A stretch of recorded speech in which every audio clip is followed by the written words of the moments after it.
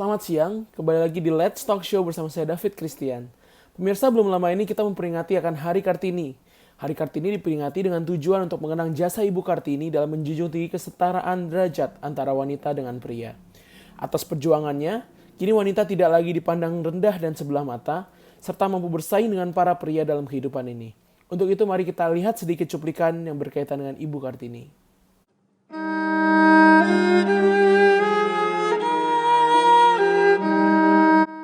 Ibu Kartini memiliki nama lengkap Raden Ajeng Kartini.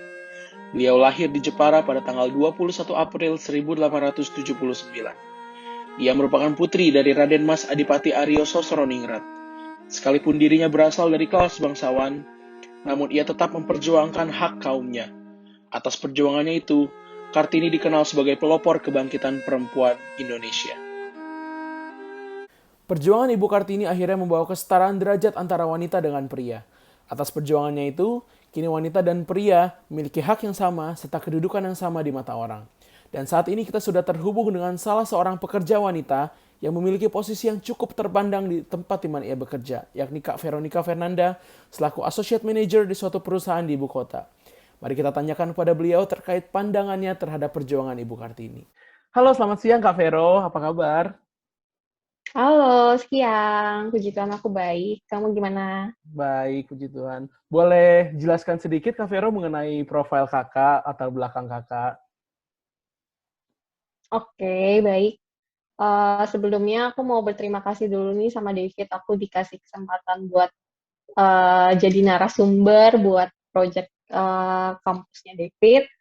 Nah, perkenalkan saya di sini adalah nama saya itu Veronica Fernanda. Nah, di sini saya berumur 26 tahun tahun ini.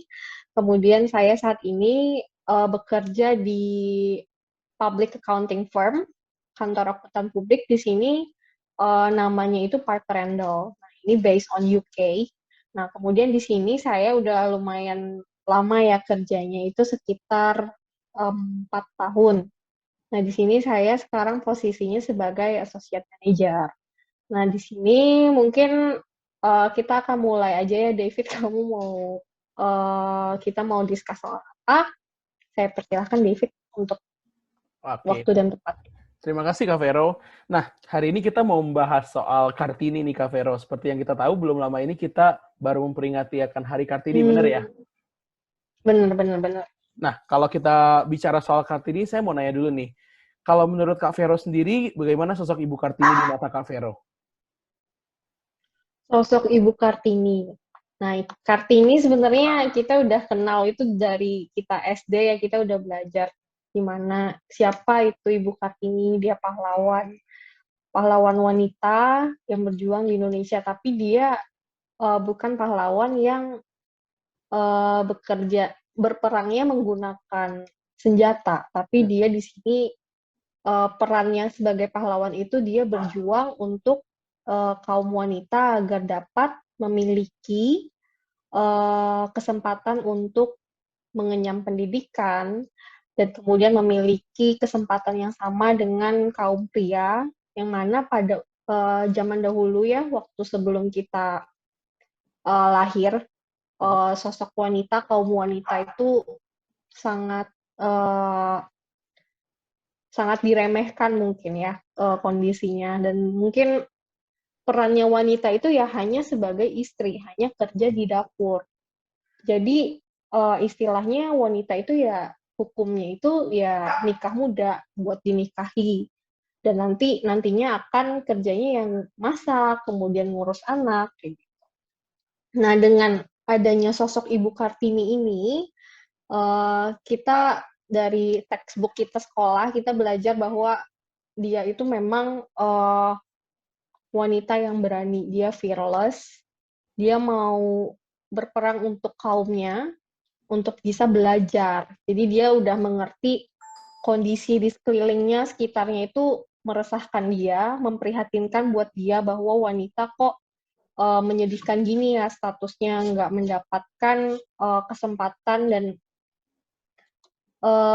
opportunity yang sama dengan kaum pria, yaitu bisa belajar, Hmm. terutama apalagi untuk yang rakyat jelata itu kan pasti mereka tuh sangat dibuang, sangat diinjak-injak Nah, jadi di sini mungkin Ibu Kartini tuh udah sedih banget ngelihatnya sehingga muncul dari dalam hatinya itu belas kasih dan semangat untuk bisa memperjuangkan kaum wanita itu, di mana ini menurut aku sangat-sangat menginspirasi bahwa dia memang peduli sama sekitarnya meskipun dia itu sebenarnya anak dari seorang bupati.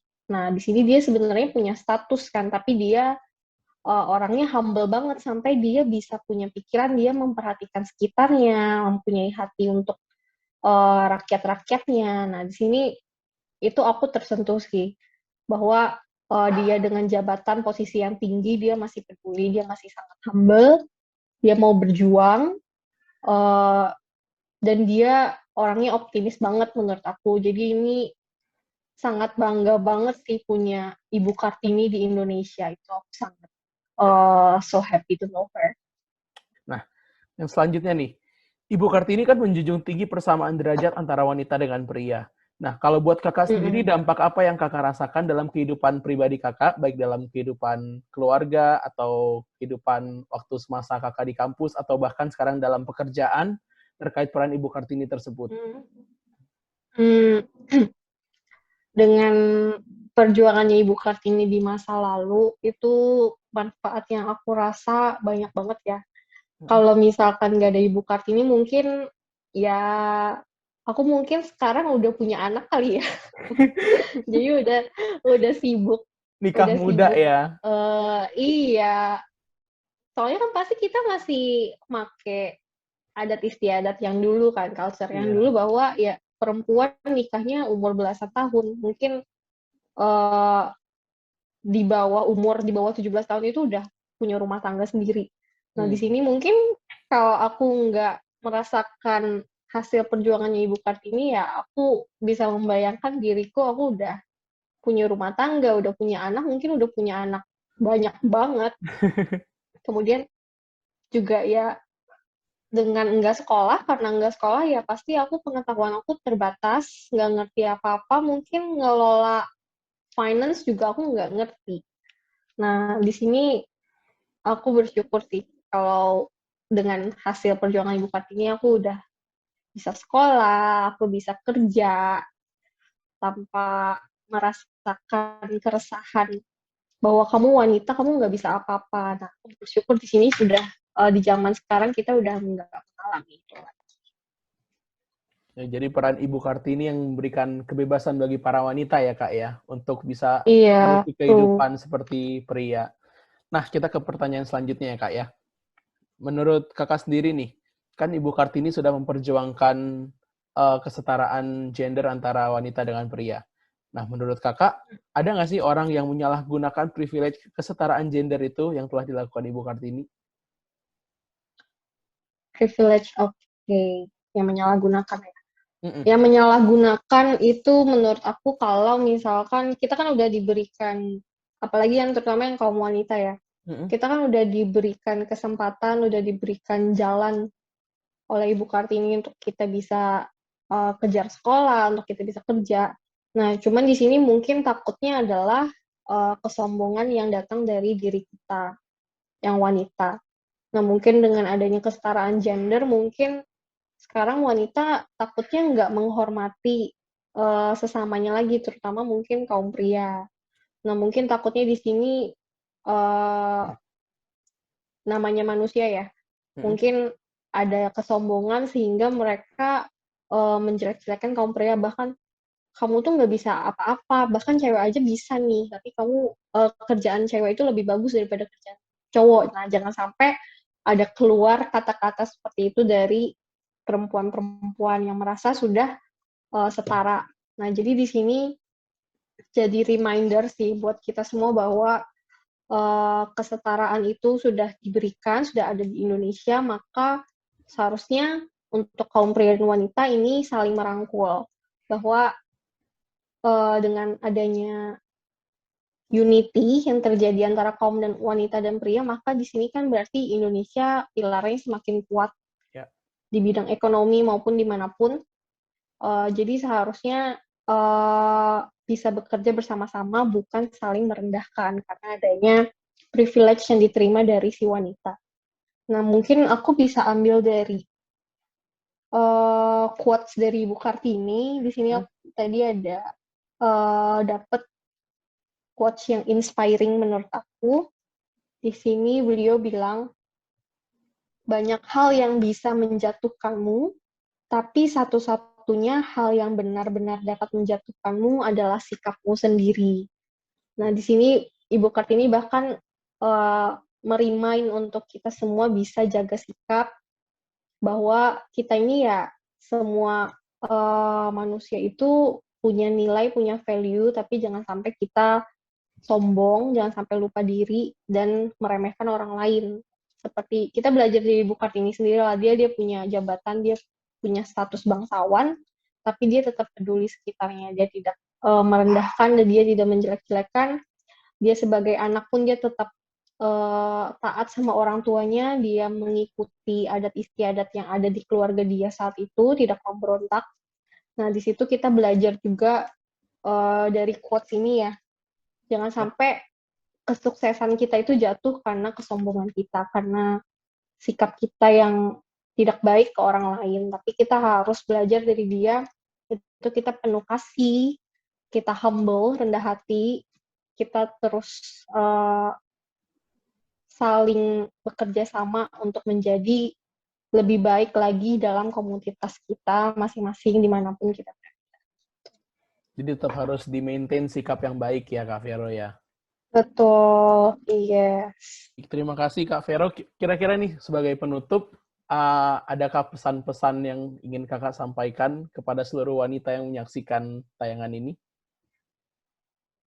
Untuk semua wanita Indonesia, mungkin pesan aku, jangan berpuas diri, terus asah kemampuan kita, sampai semaksimal mungkin, sebelum kita mempunyai responsibility yang lebih banyak lagi saat kita menjadi ibu, kita berpuas-puaslah, kita sebebas-bebasnya kita memperoleh fasilitas yang sudah diberikan oleh Ibu Kartini, seperti kita mengenyam pendidikan, kemudian kita memberikan knowledge kita kepada orang-orang sekitar kita. Mungkin ada impian juga dari diri aku sendiri juga, aku mau datangin ke sekolah-sekolah untuk memberikan value-value yang baik untuk anak-anak di sana, bahwa kita sebagai wanita nggak boleh, seharusnya tidak nikah muda. Nah, kalau istilahnya di zaman Ibu Kartini itu kan dipingit, bahwa di umur belasan tahun itu udah dipingit. Nah, di sini, di mana di Indonesia kan masih banyak ya yang memegang tradisi itu. Nah, kalau aku bisa, mungkin diberikan kesempatan nanti, aku mau untuk memberikan wawasan itu ke anak-anak kecil, mungkin yang ada di pelosok-pelosok yang masih belum terlalu mengenal arti dari kesetaraan gender yang sudah diberikan oleh Ibu Kartini. Nah, mungkin di sini aku akan berikan wawasan ke mereka, memberikan dorongan untuk mereka untuk bisa terus berkarya, untuk bisa mengenyam pendidikan mereka sebelum mereka menjadi ibu rumah tangga yang memiliki responsibility yang lebih besar lagi saat mendidik anak-anak mereka. Nah, di sini menurut aku sangat penting ya, akar pengetahuan itu untuk ditanamkan ke anak-anak kecil, sehingga nanti mereka besar pun nanti mereka bisa menularkan hal yang sama kepada anak-anaknya sendiri. Seperti itu. Jadi pesan aku buat wanita-wanita Indonesia, jangan menyerah, kita punya kesempatan yang sangat besar di Indonesia, banyak peluang yang bisa dilakukan, terus menjadi lebih baik lagi, jangan berpuas diri, jangan sombong, dan meskipun engkau sudah menikah dan memiliki rumah tangga juga, kita harus tetap bisa menghormati suami kita, jangan sampai sosok imam itu diselewengkan dengan adanya kesetaraan gender. Jadi kita harus saling merangkul antara kaum wanita dan kaum pria, kita bekerja bersama-sama untuk menjadi Indonesia yang lebih baik. Baik, luar biasa sekali. Terima kasih Kak Vero untuk waktu dan kesempatannya. Semoga kita bisa bertemu lagi di lain kesempatan. Sukses terus untuk karir dan pekerjaannya ya, Kak. Amin. Terima kasih, David. Pemirsa, perjuangan Ibu Kartini ternyata berdampak pada kehidupan wanita Indonesia sampai hari ini. Dan sebagai pria, saya pun mengakui bahwa wanita Indonesia adalah orang-orang yang kuat dan hebat. Tidak hanya Ibu Kartini, Indonesia juga memiliki banyak pahlawan wanita lainnya. Simak info-infonya setelah yang satu ini.